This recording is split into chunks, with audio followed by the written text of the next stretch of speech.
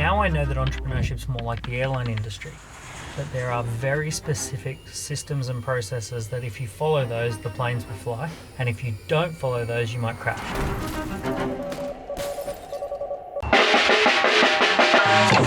Welcome to... This is an event like no other. There's genuine people here who have literally changed us today, but just by listening to their stories. No matter who you talk to, you're finding something interesting out, something you may have not known beforehand, and that's what's called networking with entrepreneurs, but in a field, in a festival. So cool. If it's fun, it'll never feel like a job. Just into London? Jump in. Hello, how are you? I'm good, how are you? I'm very Fancy good, seeing thanks. you in here. Happy New Year. Very good. Are we allowed to say that in February? It's, why not? Stretch it right out. You are very much our pilot on this, so thank you for... We'll see how we go. So, it's nice to be back in Putney, Dan. I lived here, 20 years ago in East Putney, and so I drove past the Putney High School when my sister went, and it was like a trip down memory lane. Yeah, it's a great part of London. It's a fantastic part of London. You can be in the city in 20 minutes, or you can be in a forest. Yeah, and you don't feel like you're in London. I think that's the bit that's made me not want to live here, I guess, is that hustle and bustle. But in Putney, I think you get the best of both worlds. You do get a little bit of that. Yeah. So I wanted to start. I think I've known you, I was trying to work it out, I think it's about 15 years. It must be about that. Yeah. Yeah. And I remember dragging you all the way to Cardiff at one point, and I got you to speak on top of a bar called called Revolution. Yeah. And you came all the way to Cardiff, and back then I knew what you were doing. I knew Daniel Priestley, but it's fair to say your brand has really exploded. And yours. The two of us have kind of come up. Yeah, I'm following behind Dan, but thank you. But I guess people probably think that you're an overnight success. People who are suddenly seeing you everywhere, and that's not the case, right? You've been doing this a while. I've been an entrepreneur since I was 22 years old. I was born in Australia. From 19 to 21, I worked for a mentor, and we launched an agency, and the agency went from 0 to 6 million in its first year and 60 employees. Wow. It was incredibly fast growth experience. And then I had a little discussion with the owner, and I said, I want to have shares in the business or something like that, because I was here at the start. Yeah. And he said, look, if you want shares in a business, you've got to go start your own. So I did at age 22. And that was in London, in Australia. Okay. Yeah. And I actually boom busted. So I had an incredible ride where my business, from a very young age, we went from 0 to about 10 million in sales within 3 or 4 years. And then a company offered to buy the company. My company offered me for $14 million, which was a lot of money for a 24-year-old. Yeah. And then I'd never been through anything like that before. So I botched it. I messed up the negotiations. The stress got to us. I had a fight with the acquirer. Believe it or not a good idea. I wouldn't recommend that. You won't find that in any textbook. Any playbook for getting what you want. Chris Voss negotiation went out the window, and unfortunately the deal fell through. They were our biggest customer. They were our biggest revenue partner, and also the acquirer. And basically I was starting from scratch all over again. A mentor of mine said, hey, if you're going to start from scratch, why don't you start in London? He said, you've got a city that is as big as Sydney, Melbourne and Brisbane combined. Yeah. You've got the pound is so strong. The taxes are low. The economy's booming. Yeah. So I arrived in London in 2006. Wow. And so what was your first move when you got to London? Well, I'd never been above the equator before. So all the basics of like getting a phone and getting a fax machine. A fax machine was one of my first purchases. It was a printer fax phone. And actually I moved into this tiny little flat, and it was the strangest thing, because in Australia, having built a $10 million business, I was living in a whopping big place. I had a BMW X5. I kind of knew everyone knew who I was. I was featured in magazines. I was a big spender in advertising, so they used to take me out and do all sorts of things. Then I arrive in London, I'm a complete nobody, and I move into this tiny little apartment in the hottest summer. And I'm thinking, oh, London's cold, right? But it's not cold. In summer, it's hot. Yep. No air conditioning. So I'm living in this tiny 2-bedroom flat with 3 of us. So 2 girls sharing one room, and me the other room, which is my bedroom and my office. Yeah. So it was kind of a complete start from scratch moment. And so how do you get known in London when you're, as you said, I mean, I don't think it's fair to say it, but a nobody. It's a big city. How do you make your mark? The first thing I did within a couple of weeks of being here is I hosted a dinner party. So I got a private dining area in Chancery Lane, a little Italian restaurant. They did a special offer for a 2-course meal and a half a bottle of wine. And I put on for 30 people. I think 28 showed up. And what I did is I essentially reached out to who I thought would be the who's who, who had databases, who had traction, and I just said, hey, look, I've just arrived, I'm putting on this dinner party, I'd love to invite you as my guest. A lot of interesting people are going to be there. Would you like to come along? Okay. And people started saying yes. Yeah. So as soon as they started saying yes, more people started saying yes, and I got my first dinner party with 28 people, stood up, introduced myself. And when I introduced myself, I said, look, I'm going to be launching a business. We're going to have a series of launch events. And when we have those launch events, we'd love to have affiliate joint venture partners in doing that. And I'd love to have a meeting with you if you're open to doing that. And I went around and I had a physical paper diary, and I put people's names in my diary. And over the following 2 weeks, I had one-to-one meetings with all these different people. And then what ended up happening is we did the launch. 24 of them mailed their databases. We had something like 2,000 bookings come through for the launch. Wow. We did Manchester, Birmingham, Milton Keynes, and 3 nights in London. And we did, I think it was 2 million worth of sales off the back of the launch events. Wow. So a 28-person dinner led to that. Turned into over a couple of thousand bookings. I think we had probably 800 or 900 actual show-ups. And then a couple of million. We did 4 million of sales in our first 12 months. Of being in London? Yeah. Oh, wow. Fantastic. Within 1 year of being in London, went to the London Palladium Theatre, booked it out for the day. We had, I think it was seated close to 2,000 people, had 2,000 people in that room, £600,000 worth of sales the following week. We were flying. 2007. So 2006, 2007 was the launch year. And when you say we, who was it at that point? So it was my company, but I'd taken a couple of my people from Australia. Yeah. So I had my head of sales who was doing sales. I had my other senior people, co-founder Glenn, who's co-founder in Dent. First person I hired was an executive assistant. I always use the word we. Entrepreneurship is a team sport. You can't do anything on your own. I certainly can't. Yeah. I have no skills. So that was obviously in your books you talk about entrepreneurship in terms of like cycles and the cycles that you go through, and ScoreApp I think is your closest to startup venture. You've been on a rocket ship. How do you follow your systems, or are you guilty of not following some of them where you're kind of in that chaos? Well, my systems have been road tested over a number of boom busts.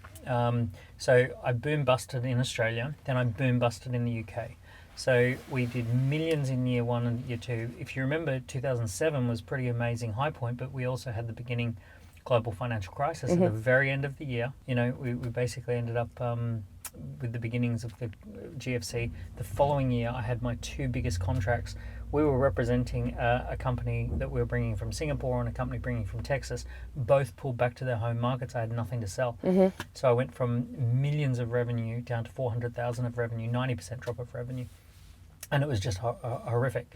So through going through several boom bust cycles, I figured out how entrepreneurship actually works. Yeah. There are 6 phases of entrepreneurship. And absolutely now we just go through those phases. So we execute each phase, move to the next one, execute, move to the next one, and it's very formulaic now. So does each time you start a new venture, do those phases become condensed because you know how to quickly roll through them? Completely. You can, especially in the times we're in now, you can have a wild success in 2 or 3 years. When I first started out, I thought entrepreneurship was like the fashion industry, that you could make it up as you go, and anything would be a great idea, and every entrepreneurial journey was very, very unique and very, it's like a little snowflake.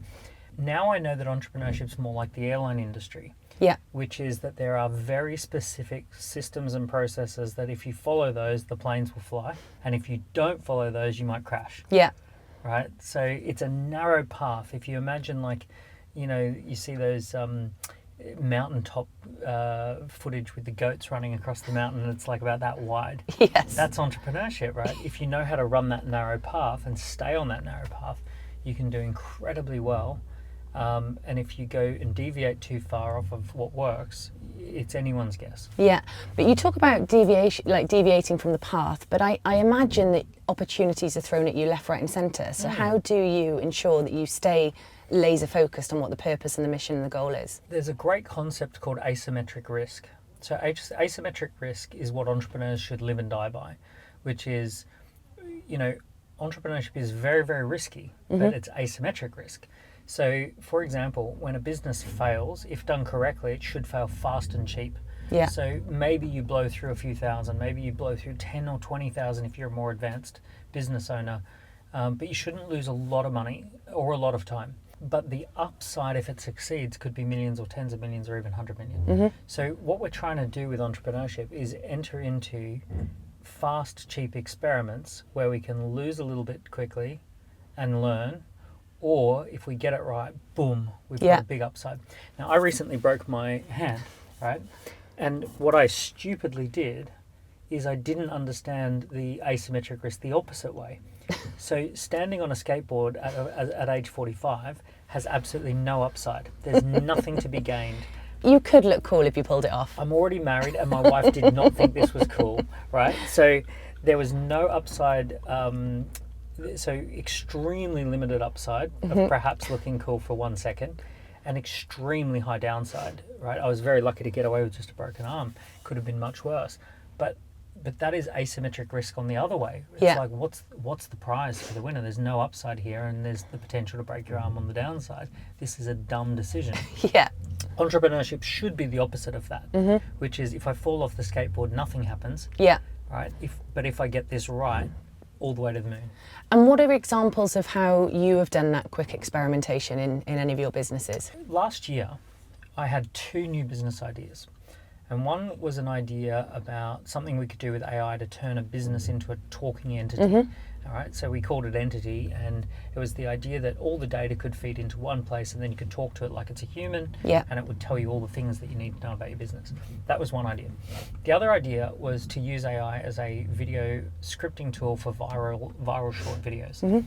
And what I did is within the space of about 3 weeks, I launched 2 waiting lists. Yeah. And we were very careful to give each waiting list about the same amount of push. And on the first waiting list, we had 720 people join the waiting list. And we were like, okay, we wanted to get 750 in order to feel good about this, but we got 720, so we're close. Second waiting list, 4,500. Now, here's the funny thing. My favorite idea was the first one. Yeah. But the one that the market really wants was the second one. And how do you, if your heart's pulling you towards something, have you worked out that you can kind of ignore your heart and trust the data? So I had enough passion for both of those. I would say that the first idea probably might have been a 9 out of 10 and the second might have been a 7.5. Yeah. But it was above a threshold, above a hurdle rate. So it was more important to discover, are we solving a real problem? Are we doing something people are willing to pay for? So discovering that one idea was 5 times more popular than the other was a very good discovery for almost no money. So I'm guessing, knowing what I see from you online, that the idea that's been the most popular is the video idea. And I guess the talking to your business as though it's a living entity, I love it. But do you feel like maybe the world isn't quite ready for it? Well, actually, the data supported that. So when we got people to join the waiting list, we didn't just ask for name and email. We asked questions like, for that one, we actually said, do you have a Slack account? Do you have a CRM account? I think something like 50% of people didn't even have a CRM. Wow. So where are we going to get the data from? Yeah. Right? So when we actually went asking about, like, do you have a zero account? Do you have a, what do you use for your finances? It was like more than half the people on the waiting list had extremely basic level stuff that we couldn't do it. So there just wasn't the data readily available for this to actually work in reality. It would work for me, but it wouldn't work because I've got the, a bit further along. But for the, the vast majority of early stage entrepreneurs, it's not going to work. The way society looks and the way the economy looks reflects the technology of the day. So when we had the primary technology of the day was land, we had the agricultural industry that surrounded it. Everyone worked the land, everyone produced food. 80% of people were working on farms and food production. Butchers, bakers, candlestick makers, the whole lot, right? And then as soon as technology changed in the industrial age, we ended up pulling everyone off the land and putting them into industry. And then everyone was working in factories, and everyone was working in blue-collar factories, white-collar factories, offices and factories. If we were to say, what does AI probably do to the workplace and what does it do to our careers, I think it'll probably make it very possible to do what's called plural careers. So plural careers is that you've got multiple things going on at any given time. So take you, for example.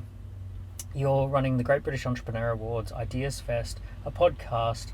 You probably do some coaching, consulting, speaking. You're probably writing a book, right? All of these things are plural value creation loops, value creation cycles. And because of technology, and especially as technology evolves, you are going to have a situation where you can do 6, 7, 8 things at a time because AI is doing a lot of the heavy lifting of all of those things. Yeah. So the nature of what work will look like is that there will be trusted individuals who are key people of influence. They will put together small dynamic teams for each of those projects. So you might have 3 people that you're launching a YouTube channel with. You might have 5 people that you're doing a podcast with. You might say, these are the 2 people that I'm launching a new SaaS company with. So you're going to have these teams of teams that are AI-enabled teams. And you're going to end up with this kind of new way of working. I've been waiting all night for you to tell me that you need me, tell me that you want me. I've been waiting all night for you to tell me that you need me, tell me that you want me, tell me that you need me, tell me that you want me, tell me that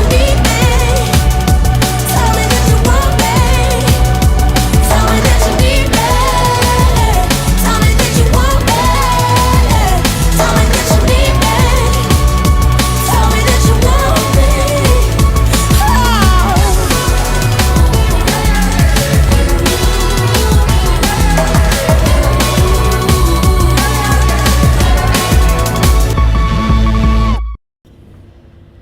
By the way, I'm not saying this is the best thing, and I'm not in charge. Yeah, no, I know that. It's just it's incredible food for thought. But is there anything that you're really scared about? All of it. Okay. Yeah,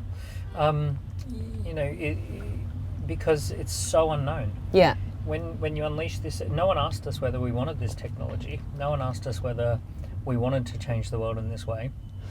It just came along, and it's coming along very, very fast. The most recent AI tools that I'm exposed to make me honestly think that it's entirely possible that we're going to end up working for AI, that our boss will be AI. Yeah. And that AI will essentially create new versions of all the different companies that exist currently, and then employ people where it sees fit to do its bidding, right?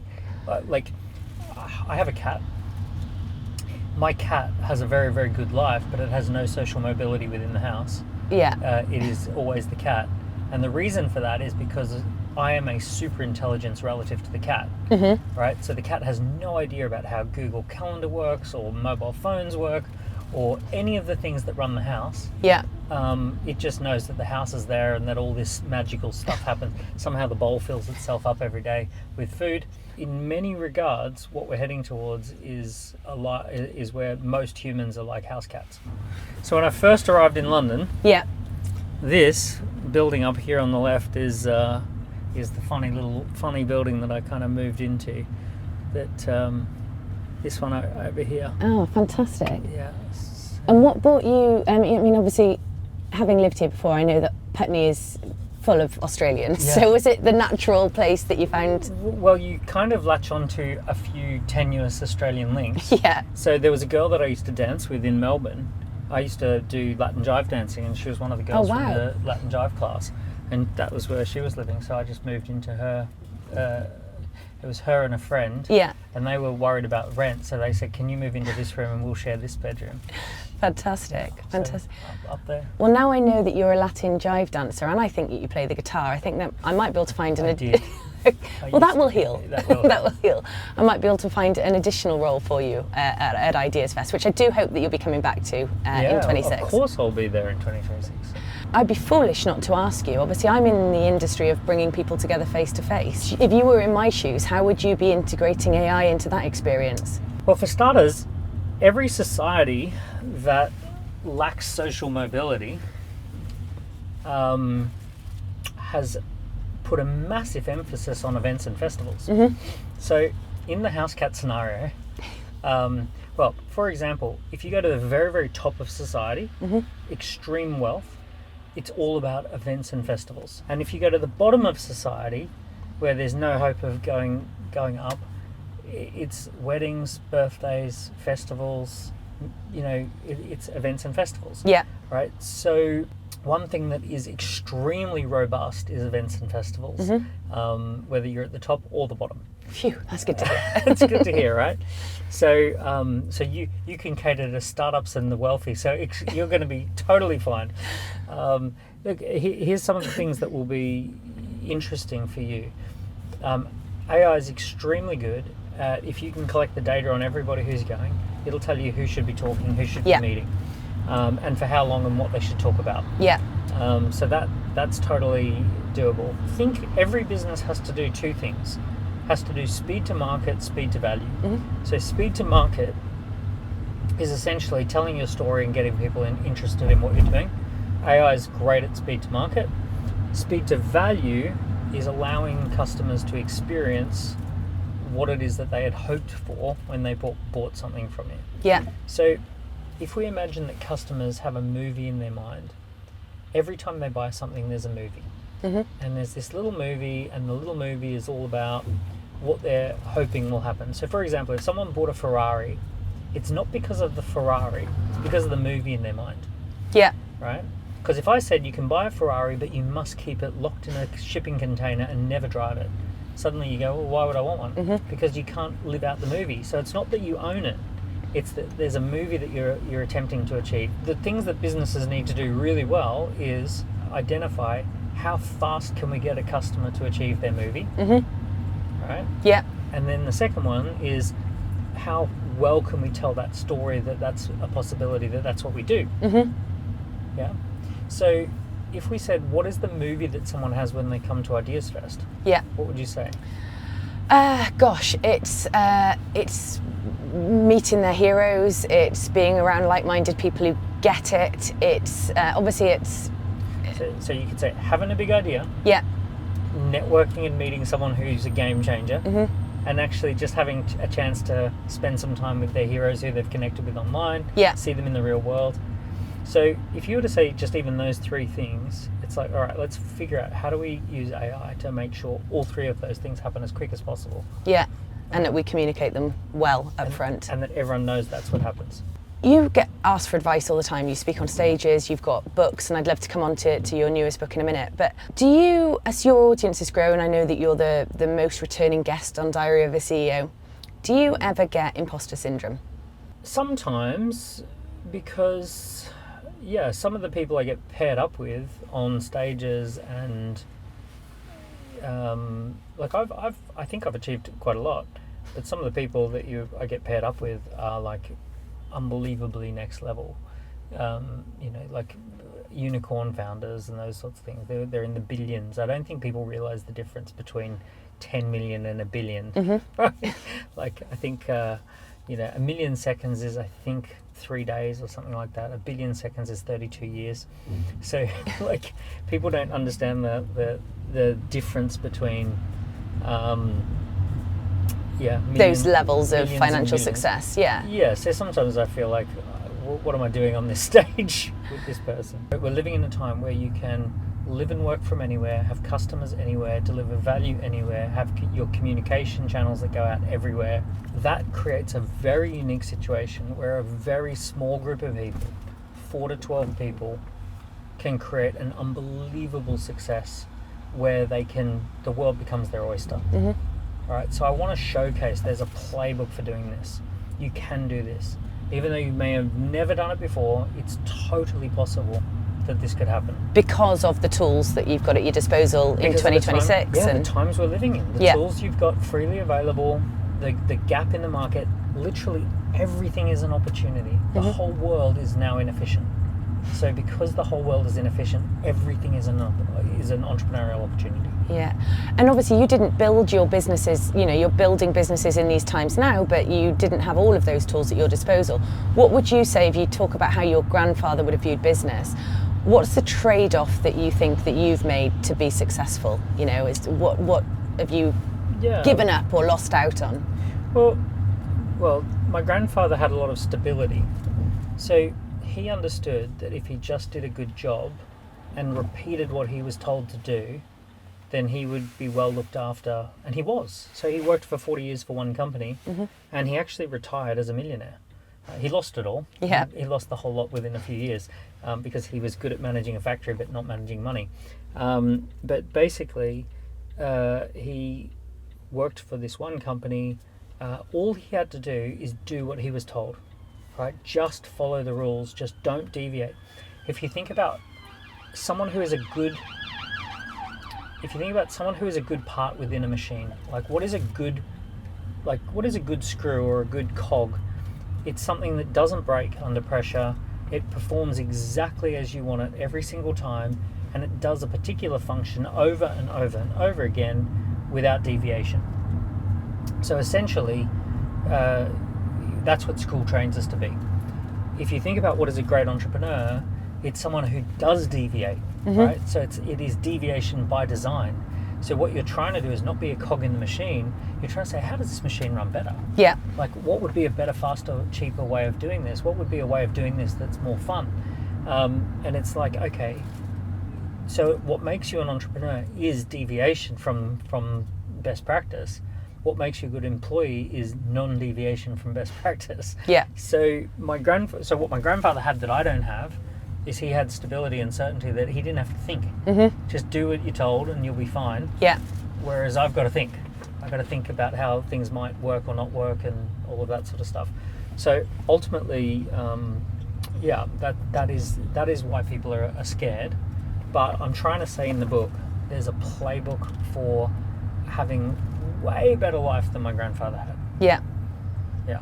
And look, I know we talked about the difference between millions and billions, but you have had great success. You are living a wonderful life. You could take the foot off the accelerator a little bit now, but I get a feeling that you're not looking at that anytime soon. Roger Federer had to retire, I think last year or the year before. He was devastated. He had figured out how to play tennis, and then his knees started to hurt, and he couldn't play the game that he was really good at. Yeah. Now he's already worth $500 million. He didn't need to play tennis for the money, but when he said he's retiring from tennis, he was crying in that press interview because he's saying, this is the thing that I've figured out how to be good at. It's taken me so long to learn how to be good at it. I don't want to stop. Yeah. I'm so grateful that as an entrepreneur, we have a long life. We get to do this over and over and over again. I'm past the point of needing to do stuff for quick cash, but I've developed entrepreneurial skills that I enjoy using, and I'm really, really grateful that we don't have that same thing an athlete has, where your knees give in and you just can't play the sport anymore. Yeah. So there's another. There's more chapters to the Daniel Priestley story. Hopefully I'm just halfway there. I'm 45, so hopefully I can keep cracking on for another 45. Dan, I've seen you at Ideas Fest and our events, and you don't just swoop in, do your stage bit and leave. You very much engage and have conversations with people. Why is that important to you, even now? Part of the entrepreneur community. I've benefited from people who have taken the time to help and support me. I know that, you know, a couple of quick words can actually steer you in the right direction. And, you know, Ideas Fest makes it very easy to have a quick chat and have a quick engagement and have a little bit of fun. Yeah, one of the things we've prided ourselves on is that there's not green rooms where the speakers are hanging out, and yeah, it has got it's a unique vibe. What do you want to be known for and remembered for? I'd like for people to say, hey, as a result of hearing some of your content, I think I did not make a mistake that I would have made, and as a result of hearing your content, I think I took a really good decision. That would be cool. Well, I can tell you that already. As you know, when you drop new content, I'm listening with open ears, and I followed your playbook, and it really, really works. You know, no matter what industry you're in. Thank you, Dan. It's been an absolute pleasure. I think we're nearly at your home. We are. Daniel, it's great having you in the back of our licensed London taxi. Tell me, there's so many founders and entrepreneurs who are going to be listening to this. One of the things a lot of startups are scared about is about failure and mistakes. What's that one word, one thing you could tell them today that they could take away to take away that fear and not fear failure anymore? Well, I would say that failure is not the opposite of success. It's an ingredient in success. It's a guaranteed ingredient. You can't make a cake without flour, and you can't make a success without failure. So you are going to fail. The trick is to make sure that the failures happen fast and cheap, and that the successes are long and big. You know, so what you're looking for is this idea that, you know, you want to create fast, cheap experiments on things that you don't know, so that when failure happens, as it always will, it doesn't cause too much of a setback, and that when you get it right, you get it really right. Wow, that really resonates. Thank you so much for riding in the Sherbet taxi. Thanks for having me. There's your tip. Yeah, you're lucky. Even though it's been raining, the vibe has just been absolutely incredible.